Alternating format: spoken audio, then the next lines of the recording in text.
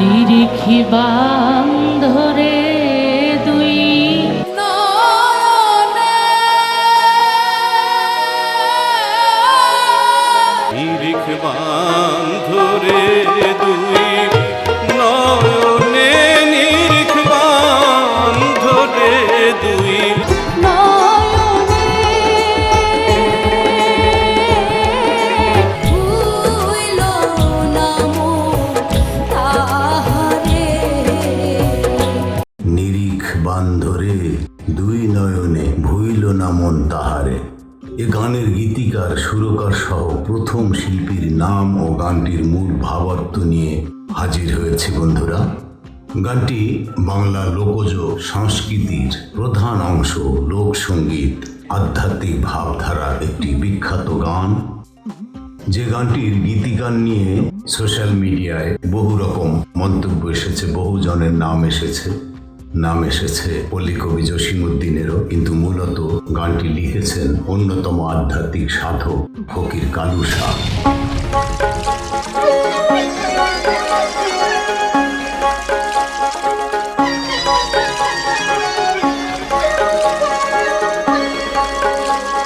ওই নাম ভুল করিলে যাবি রে মহারা।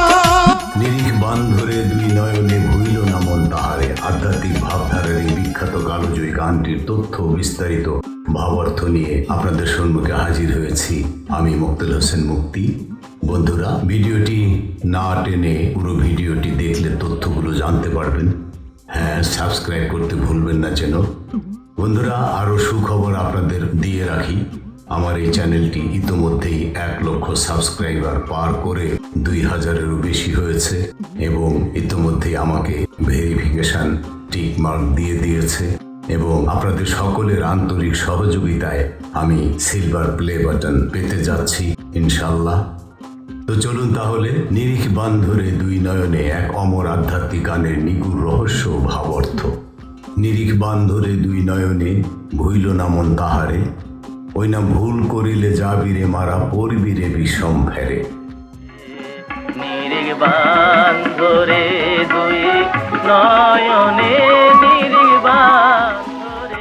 বাংলা লোকসঙ্গীত এবং বাউল দর্শন এই গানটি শোনেননি এমন শ্রোতা মেলা ভার, কিন্তু অতি পরিচিত এই মরমী গানের ভেতরে লুকিয়ে আছে মানুষ চেনা আর পরমাত্মাকে খোঁজার এক গভীর আধ্যাত্মিক তত্ত্ব।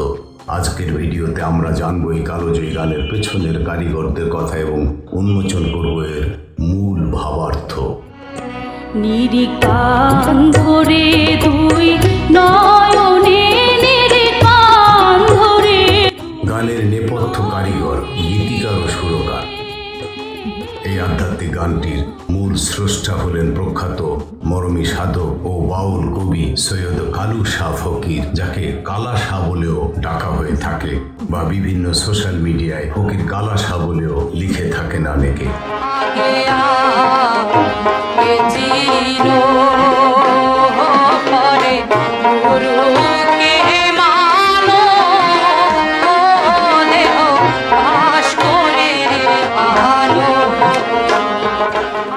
তিনি তার আধ্যাত্মিক উপলব্ধিকে সহজ সরল গ্রামীণ শব্দের বুননে এই গানে ফুটিয়ে তুলেছেন। গানটির মূল সুরকারও তিনি নিজেই, তবে যুগের পর যুগ ধরে বিভিন্ন বাউল সাধক ও ওস্তাদদের কণ্ঠে সুরের কিছুটা বিবর্তন ঘটেছে, কথাও অনেকে অনেক ক্ষেত্রে পরিবর্তন করে গিয়েছে, যা গানটিকে আরো বেশি মরমী ও হৃদয়গ্রাহী করে তুলেছে। প্রেমের গাছে একটি গানের প্রথম ও প্রধান কণ্ঠশিল্পী। লোকমুখে প্রচলিত এবং সঙ্গীত বিশেষজ্ঞদের মতে এই মাটির গানটিকে রেডিও, গ্রামোফোন, রেকর্ড এবং সাধারণ মানুষের দোরগোড়ায় প্রথম তুমুল জনপ্রিয় করে তোলেন বাংলার অবিসংবাদিত লোক সঙ্গীতের সম্রাট আব্দুল আলীম।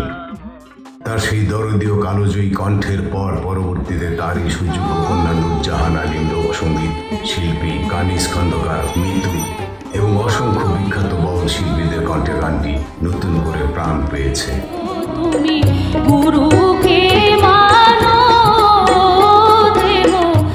তবে বন্ধুরা, ইউটিউবে একটি অডিও পাওয়া যায় যা মূলত ফকির কালু শাহের গাওয়া বলে দাবি করা হচ্ছে, যদিও তার কণ্ঠের সাথে আমি ব্যক্তিগতভাবে একজন সঙ্গীত শিল্পী এবং একজন সঙ্গীত শিক্ষক হিসেবে পরিচিত নই। আমারও বয়স কম না বন্ধুরা। আমিও এই বাংলা লোকজ সংস্কৃতি, শিল্প, সাহিত্য, সঙ্গীত, পল্লীগীতি, ভাওয়াইয়ার সাথে জড়িত সেই আমার শিশুকাল থেকে, বলতে গেলে 60 দশক থেকে। এবার আসা যাক গানটির আসল রহস্যে। গানটির মূল ভাবার্থ মূলত দেহতত্ত্ব এবং গুরুবাদ এর উপর প্রতিষ্ঠিত।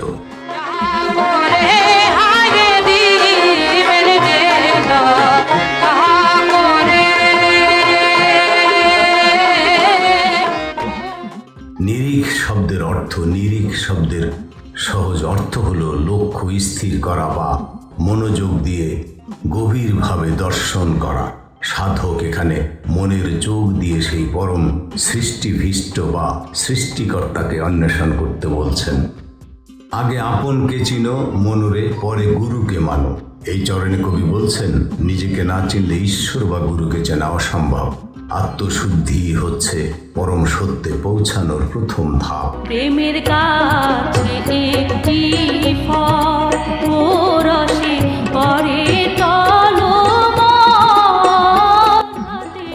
প্রেমের গাছে একটি ফল রসে করে টলমল। বাউল দর্শনে এই ফল হলো মানুষের ভেতরে থাকা সুপ্ত ঐশ্বরিক প্রেম বা ভক্তি।